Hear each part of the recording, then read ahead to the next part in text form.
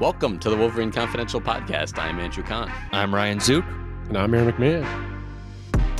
On this episode, we bring you the latest from Michigan football's fall camp, from the quarterback situation to expectations for the offensive and defensive lines, as well as some roster changes and recruiting news. It's all coming up on Wolverine Confidential. All right, guys, good to be with you here late morning into the early afternoon on Monday, August 11th. Another week of Michigan's fall football training camp in the books, and another one about to start here as we get closer and closer to the season opener against New Mexico. Let's start with the quarterback situation. We often have been doing that in recent episodes because it's the most important position in sports. I guess, yeah, since we last talked here, what have we learned? What have some of the players and coaches said about maybe that battle between Bryce Underwood and Mikey Keene, or just, that position group in general? Yeah, as you said, we're getting closer and closer to the start of the regular season, and to me at least, and I'll let Ryan speak for himself, but it's becoming clearer and clearer to me that this is Bryce Underwood's job. Just in talking to players, they're still raving about him. In fact, we spoke to Jordan Marshall last week, and I don't know if this was a Freudian slip, but he basically told us that our starting quarterback is going to be young this year, and hence Bryce Underwood. And there's just not a lot of talk about Mikey Keene. It sounds like he's slow coming back from his injury. I don't know what level he's at from a practice standpoint, but at this point, and I've been saying this for a few weeks now, that was my interpretation kind of coming into camp, that this was Bryce Underwood's job to lose. And it sounds like right now, Bryce Underwood is, as of now, barring some drastic change, whether it's Mikey coming in late, Bryce getting injured, he'll be the week one starter here. Yeah, I think. If I had to put a percentage on it, I'm putting it at 90% plus at this point, just because it sounds like he's getting most of the reps with the ones.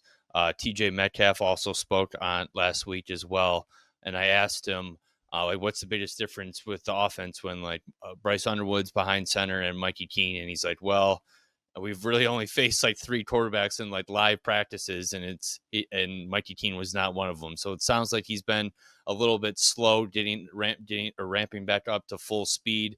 I don't know exactly how much he's been able to do, but it doesn't seem like he's taking live practice reps with the offense. So Metcalf said it's just Underwood, Garcia, and Jaden Davis at this point that the first team defense has faced live. So there's still a few weeks until the season opener, but if Mikey Keene's not full go and getting live reps and practice, it's hard to envision him getting up to speed and getting comfortable with this offense when you do have Bryce Underwood that's gotten a lot of experience since the spring and has all the limelight on him right now in preseason.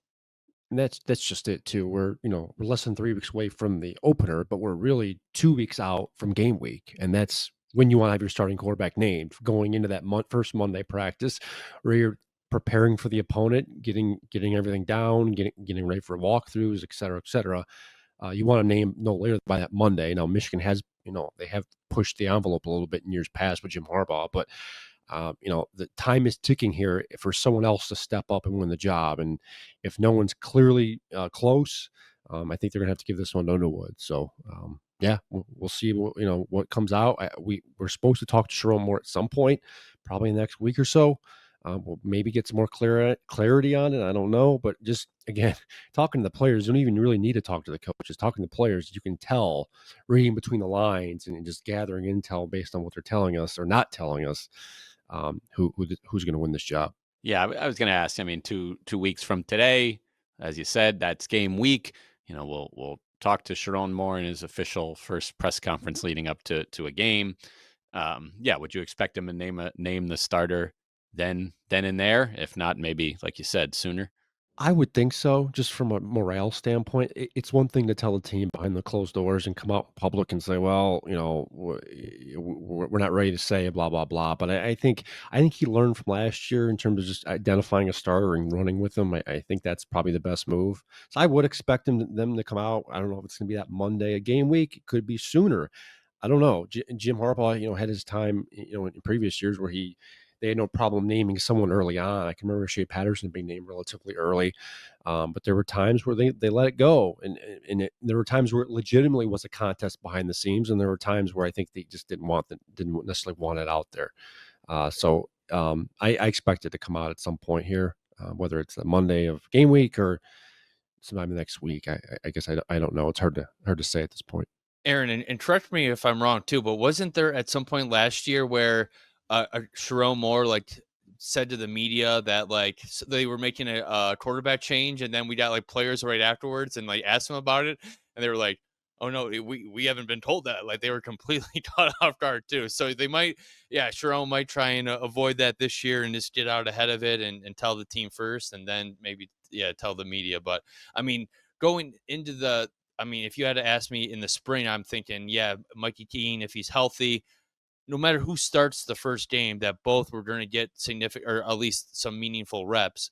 At this point, I'm feeling less confident about that, and I'm thinking, yeah, it is the Bryce Underwood show, and yeah, it's just if it's a blowout, you might see like a few other quarterbacks, but like as far as meaningful reps, it's looking right now that it's going to be the Bryce Underwood show in week one and for the foreseeable future. And the thing with Keene too is we just haven't gotten a lot of clarity on anything. The injury, where he's at physically, can he actually play in a game? Is he going to be available to them? And if that's not the case, then what's the backup situation look like? Is it Jaden Davis? Is it Jake Garcia? It certainly makes more sense now as to why they brought in Jake Garcia so late. As we talked about last week, at the time, a few weeks ago, Sharon told us it wasn't about an injury. And we talked to OC, the new offensive coordinator, Chip Lindsey, and he tells us, yes, he's worried about the injury. So you're starting to see why they brought in the veteran Garcia to help, potentially as a push for a backup role. But again, Jane Davis, it's a name we just haven't heard a ton about. We didn't see much of him last year. Despite the quarterback issues, what's the backup situation look like? That, if our hunches are correct and this is Bryce Underwood's show, where does Michigan go from there beyond him? Who's the backup and what's the depth chart look like? So those are questions we're gonna have to get answered here in the next couple of weeks. I assume we'll get something, but aside from Bryce being the number one guy, Mikey Keene's status and health is the next question in the quarterback room.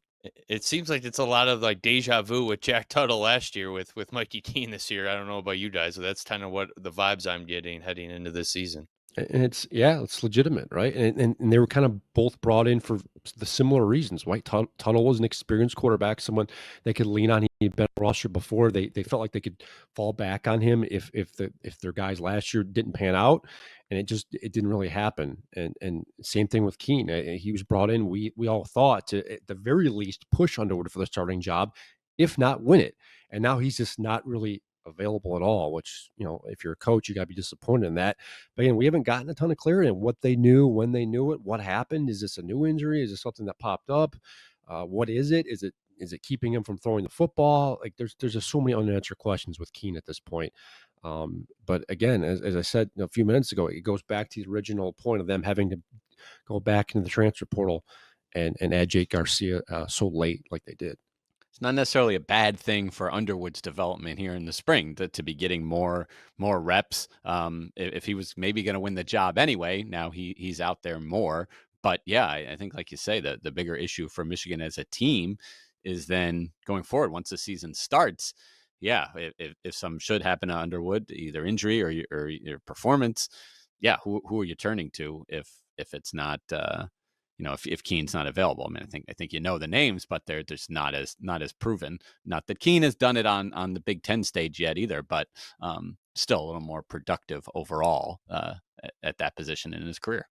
So we've kind of covered the quarterback situation here in 2025 as we head into the August 30th season opener against New Mexico. But some news here, which delayed a little bit the start of our recording here, which is the a commitment news for 2027. Michigan got a quarterback in that class just today here on Monday morning. Zook, tell us about him.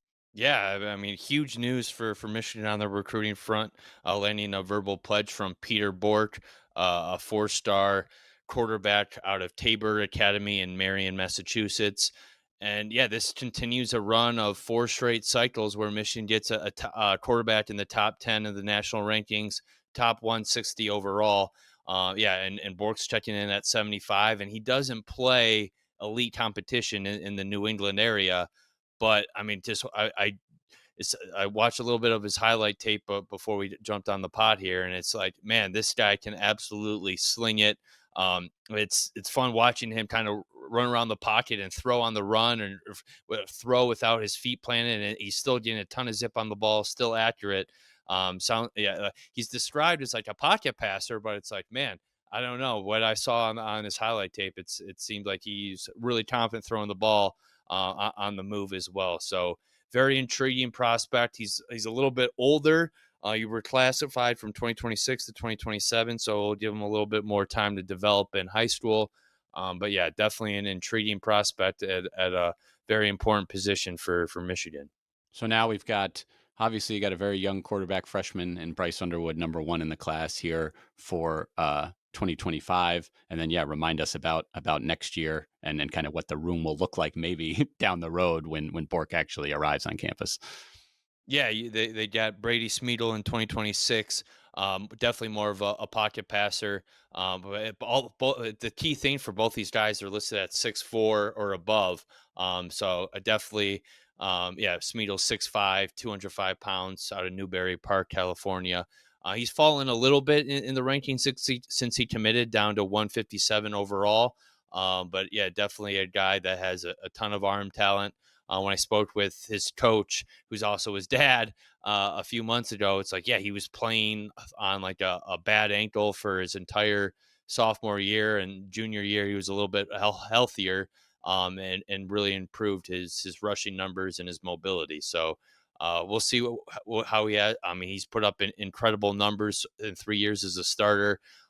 So we'll see where he finishes in the 2026 rankings. But yeah, definitely a prospect Michigan should be excited about. And then, yeah, Bork, listed at 6'4". He definitely looks like, if he fills out a little bit. I've seen some comparisons already to Drake May, just because Chip Lindsey also coached Drake May. And I don't typically like those early comparisons for high school kids to guys that are in the NFL at this point. But the frame is there, the arm talent seems to be there. It's just a matter of when he plays tougher competition, when he gets to high school or college, how that will translate. But still, yeah, getting a guy ranked in the top 100 and getting him this early, we've talked about this before on the pod, getting the headliner early in any cycle is big. And now he becomes the third commit in the 2027 class. Michigan's in the running for a lot of elite receivers in that cycle too. So if they have another top quarterback to build around, that just makes Michigan more intriguing for some top wideouts that Michigan really hasn't been in the running for in quite some time. So we'll see what happens, but a good start to this class. And to bring the conversation full circle here, if Bryce Underwood does end up being the starter and he does pan out as a legitimate quarterback and potential NFL candidate, it speeds the cycle up for both of these guys, right? If Bryce redshirts, that adds another year to potentially these two. So it potentially opens the door for them to play sooner at Michigan rather than riding the pine for so long. So while Michigan's got high level competition coming in, they can potentially play earlier too if Bryce ends up getting the starting job this fall. All right, so Peter Bork, 4-star quarterback, commits to Michigan today from the 2027 class. Let's bring it back to 2025 and, leading up to this season and kind of go into the trenches here with the offensive and defensive lines. This is, again, where games are often won, not often the, sexiest position groups to talk about, but very, very important, as we've seen the past few years. We'll start with the offensive line. I'm wondering, we can get into what expectations for this group, but just we'll start with having talked to some players at that position group, some coaches recently, meeting with the media. I guess, what have you kind of learned about the offensive line here in recent weeks? We're starting to get some more clarity here. We did speak to offensive line coach Grant Newsom last week. He kind of hammered home the idea that there are some starters in place. We knew Giovanni El-Hadi was going to start at left guard, a returning guard. He was on the right side last year. He's flipping to the left side this year. Greg Crippen is returning and starting at center. We knew that, and that's basically been confirmed. We were basically told, and this is again another confirmation, Andrew Sprague played a little bit last year, but he got his feet wet toward the end of the year, played in the bowl game. He's going to be the starter, bona fide starter right now at right tackle. The two positions that were kind of up for grabs coming into camp. I think we're starting to see some clarity here. You know, we thought left tackles in between Evan Link and Andrew Babalola, and that still is the case. But you're starting to hear more praise for Evan Link. Evan was the redshirt freshman last year, started at right tackle. He really struggled. There were times where he was often the lowest graded player on the offensive line. He had some leakage there in pass protection. His natural position is left tackle, so the move there makes sense. They feel like he's played better in camp. He's looked a lot better. It seems like at this point he's fending off Andrew Babalola, the true freshman, who has gotten a lot of praise this offseason between the spring and the summer and even into camp for just his IQ. His body's ready. He seems like he's ready to play Division I Big Ten football. But I think they're going to give Evan Link a shot here. It seems like he's, in my interpretation of this, is he's probably going to start the season at left tackle. They'll see where things go. If he holds up, great. If not, Babalola's right there. And the right guard, which I think is the more interesting competition at this point, Nathan Afobe, again, another returning guy who's been at Michigan a couple of years. Played a little bit, hasn't gotten a ton of rep, but they like what they've seen on a right guard. Now he is being pushed by name. We didn't hear much of in spring because he wasn't here. Lawrence Hattar, the transfer from Ferris State, Division II All-American, high-level player, won national title at Ferris State. He's come in. He came in the summer. He's pushing for reps there, right guard. Seems like things are maybe a little more split there at this point. Again, but my read on the situation is Afobe's probably going to get the start there this season. See how things go. Hattar's right behind him though, if there's any leakage at all. Yeah, great points by Aaron there too, and I do think going with Evan Link makes a little bit of sense, especially because he is the more experienced and starting as a true freshman at game one of your freshman year is never an easy task, even if you're a 5-star prospect. It gives him a little bit more, or Babalola, a little bit more time to develop behind the scenes. And yes, if there's any slip up, if Link has some similar issues like he had last year, you have a guy that you can feel comfortable getting in there and developing in live reps too. And as far as maybe one player that I think is maybe stocked down a little bit compared to the spring, who we actually heard a decent amount in the spring, but not so much so far this fall, is Brady Norton, another FCS transfer. He was mentioned to be in the mix at the tackle spots a little bit, and then sounds like coaches moved him more to inside and battling there. But now it's like Aaron said, it sounds to be more of a Afobe and Hattar battle for that last starting guard spot. So yeah, starting to do a little bit more clarity. As we've said, there's still a little bit more time, but sounds like the offensive line is starting to come together. And to be fair to those guys too, Grant Newsome is happy with the depth up front. They feel like they've got a couple of groups of guys they feel comfortable playing. That wasn't the case last year, and Grant Newsome basically said as much last week. They basically had, 5 or 6, maybe 7 guys they felt comfortable with. This year it's closer to 10, and that's ideally what you want. I mean, going back to Michigan's national title run a couple of years ago in 2023, again, it was a legitimate 2 deep group up front that they felt comfortable playing. And as you play more games, as you get deeper in the season, injuries pop up, issues pop up. You want someone you can put in there right away and play. And Michigan feels like they're in a better position this time at this time heading into the season than they did last year. So you guys did a great job laying out the names to watch and the battles, the positions still up for grabs maybe. But let's transition to how good you think this group can be this year, because I mean, so Michigan had the best offensive line in the country 2 years in a row, 21 and 22. They won the award for that, and they were right up there the next year when they won the national championship. And last year, obviously, took a step back. I think with just a lot of those same guys some of those same guys coming back, that's good and bad, right? I mean, there's struggles there, and so when it's the same guys, but they're a year older, more experienced, so they should be a little better. Personally, I'm a little skeptical on like how much high end talent there is along this line, but I don't know, maybe more of a passing offense should help. Like if some of these guys are better as pass blockers and they throw the ball more as a team, that should be better. I'm not sure. I think it's a step up, but I'm not sure from last year, but I'm not sure how much. But yeah, I want to hear what you guys think. Yeah, I got a lot to say here. There's a lot to digest here because you've got a lot of experience coming back. Guys that have played a bunch. Giovanni Ohadi's a couple years, 2 year starter. Crippen's started a bunch of games and he's familiar with the spot. So starting there, I think Michigan's expecting some of these guys to play better this year. And then, as I pointed out earlier, you got a couple of guys in Hadi at left guard and Link at left tackle who were on the right side last year and were in natural spots. Like, and they spoke about that in the offseason. Like, they were fine playing those roles, but they felt more comfortable on the left side. So if you put them in their more comfortable positions, theoretically, and again, this is what Michigan's hoping for, that you can create more camaraderie and they can gel better and quicker and they get used to playing next to one another. Now, the next question I would ask you is how healthy does this line stay? Because the problem a lot of times, especially last year, Michigan was a banged up group. They were struggling at times. Guys were in and out of the lineup. I think Grant Newsom told us last week that I think they started 5 different starting combinations along the offensive line last year. I actually went and looked it up. I think it's closer to 7 or 8. So a lot of guys coming in and out, and that doesn't speak well to gelling. If you go back to Michigan's elite offensive lines in 21, 22, and 23, yes, there were guys coming in and out. Guys were banged up and injured and everything else, but there wasn't a ton of instability there. You want guys used to playing next to each other, playing nearly every snap, not being a ton of guys coming in and out. So if they can stay healthy, if there isn't a ton of drop off at one spot, I think they can be a functional above average offensive line. And the thing that I think hurt them last year, and I'm not saying the offensive line was good because it wasn't, but the quarterback play didn't help them either. I mean, you had a one-dimensional quarterback and guys who did one thing well and couldn't do another thing well. So you had Davis Warner could throw the ball, wasn't very mobile. You had Alex Morgie mobile, couldn't throw the ball.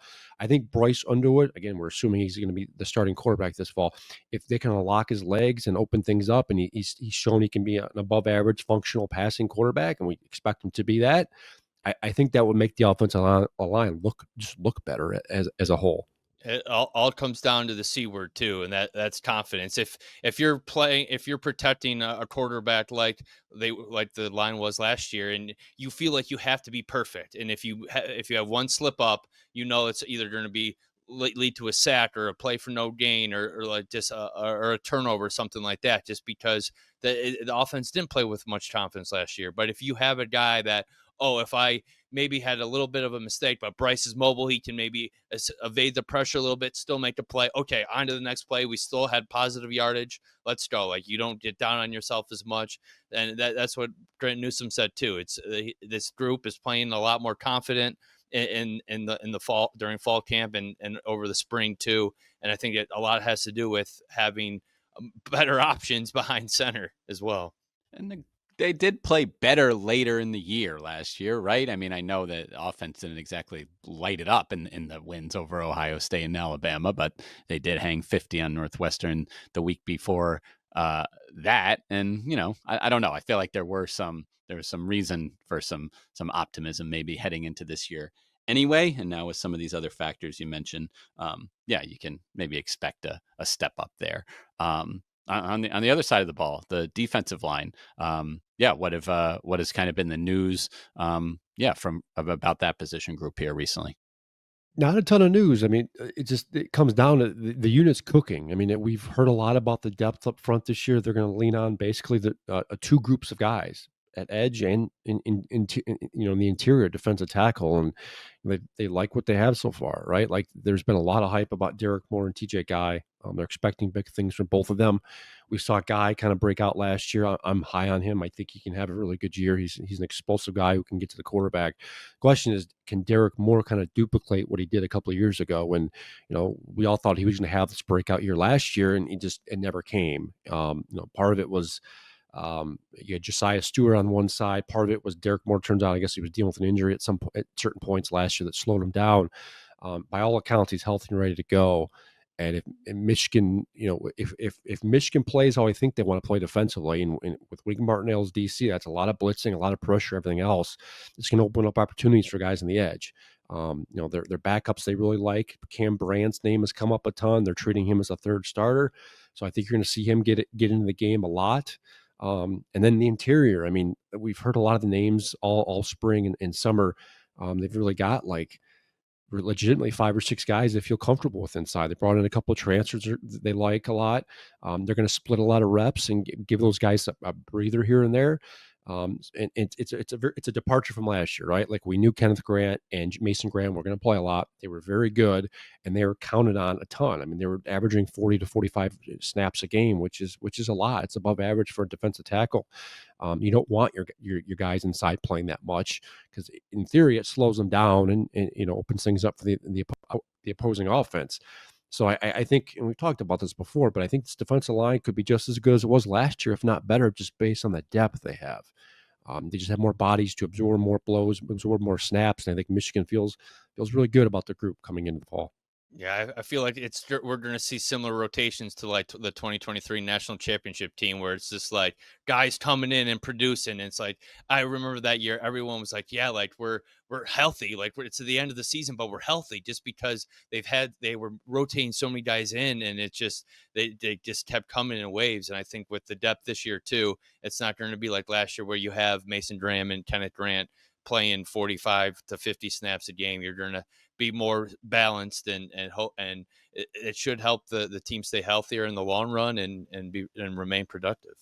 Yeah, I think this defense can be potentially better than last year, overall. And the defensive line is a big reason for that. You mentioned the edge guys, just a lot of talent there. I think the two transfer portal additions that they added in the defensive line are going a bit overlooked just because of the position they play. Again, it's not like high profile positions, but Clemson's Trey Williams and Alabama's Damon Payne. I mean, those are some quality players that they got from established programs, and I think I don't know if both of them will necessarily start. I would think so. Again, it's going to be like a or like you said, there's going to be a cycle of guys coming in at that position. But those are two very big additions, literally and metaphorically, that I think are going to provide a lot for this Michigan team. I totally agree. I mean, Trey Williams played quite a bit at Clemson. He's very experienced. He's a big dude. So someone they can lean on in the middle. And the scary thing about Damon Payne, I think, is he's motivated. He didn't get much of an opportunity at Alabama. He was a backup most of his time. Wasn't able to break through in that first team. And I have to think coming back home, he's a Belleville native. Michigan was always high in his list of wanting to play in the maize and blue. This is his final year, lot riding on it. So I think he's motivated. And I think sometimes when you get these guys who fly under the radar a little bit and they're motivated, that makes them dangerous. So I think Michigan's leaning on him to produce more, have a breakout year. And that goes, and we haven't even talked about Rayshon Benny, who's supposed to be the focal point of that line in the middle. I mean, he's looked good. He's in great shape. You can clearly see he's motivated. He was debating whether to return last year or not. I think he made the right choice, and I think this could be potentially be a big year for him. If he can spearhead that middle, as you said, I do think this defensive line could be just as good as last year, if not better. Yeah, I mean, bottom line, I think with this defense is if the secondary can hold up, and then I think Michigan will be dominant. I think the only real question marks in this defense is on the back end. Yeah, totally. All right, so that kind of covers the trenches, both sides of the ball from Michigan. Got some roster news as well since we last spoke. Running back has left. A linebacker has joined, kind of late in the year to be making these changes, but I guess that's modern college football. Yeah, you put it perfectly. We in the past when Jim Harbaugh was here, you would occasionally see guys leave the program in the days leading up to camp, and that was largely roster reasons. They were just out of spots, etc. It's rare you see moves during camp, and that's what Michigan saw last week. Running back C.J. Hester, transfer from University of Massachusetts, came in late. He's a portal addition in the spring. He has decided to leave the program. He came in for about a week for camp. Clearly, and I didn't get the skinny on what happened. My guess is he just wasn't in the running back picture, depth chart picture, which for him makes sense. He's in his final year of eligibility. He was very productive last year at UMass. He's he basically split first team reps with another back. I'm sure he wanted an opportunity here, whether it was pushing for number 3 or number 2. But we've talked about this for a while. That the running back room is a two-headed monster at this point. Between Jordan Marshall and Justice Haynes. So I don't know how much more opportunity there's going to be there for a third back. He was, I think, expecting to come in and get an opportunity. It doesn't look like he either didn't get it or he just wasn't happy with what he got. So either way, he's leaving. My understanding is he's going to finish out the semester at Michigan, and then enter the transfer portal and look for another opportunity elsewhere next year. And this happened middle of last week. Within a day or two, Michigan decided to fill the roster spot rather quickly. They dipped into the transfer portal and got a linebacker from the Michigan area, Bloomfield, Michigan native, played at Brother Weiss High School. I spent 4 years at Columbia in the Ivy League, 18 starts over the last couple of years. Kind of a do-it-all linebacker. He did a little bit of everything. He obviously made tackles, had some interceptions, pass breakups. Someone who can come in and I think give Michigan an extra body there in the linebacker room, although they don't think they necessarily need it. But he can certainly come in and contribute, whether it's special teams or somewhere else. So Rocco Melia is getting an opportunity here. He was a star at Brother Rice High School, former All-State player. He was on the list of potential candidates for Mr. Football in the state of Michigan. High-level kid. I'm from an academic perspective, he's clearly a match. My understanding in speaking to someone in the program last week, when the news came out that he was joining, he had literally just showed up to campus. So I assume he started practice over the weekend, but he's going to get he's going to jump first, feet in. We'll see where things go, what type of opportunity he's going to get, because that linebacker room's pretty loaded. But either way, some last minute additions for Michigan before the season kicks off. Yeah, I think that linebacker addition is for special teams purposes primarily, if I had to guess. Yeah, Aaron, I saw in your story that, Columbia tied for first last year in the Ivy League. I was surprised to see that because when I was living in New York, they were just abysmal. And then I was like, I think they went multiple years without winning a game. And then I went to check before we recorded here just to confirm that was true. And yes, they went 0-10 consecutive years, and only a few wins in the years before and after that as well. But looks like they had a first year head coach this past year, and 7-3 overall, tied for first in the Ivy League. So a little improvement there, but that's where they get this linebacker from. And Hester, the running back, I mean, like Aaron said, he was a transfer, this year. So he was not at Michigan in uniform in Ann Arbor for very long at all before leaving. So truly the revolving door of the transfer portal. But we'll keep an eye on any other roster news, recruiting news, and of course more reports from fall camp as we ramp up towards the season opener in a few weeks. Check all that out on MLive.com/Wolverines. Thanks for listening.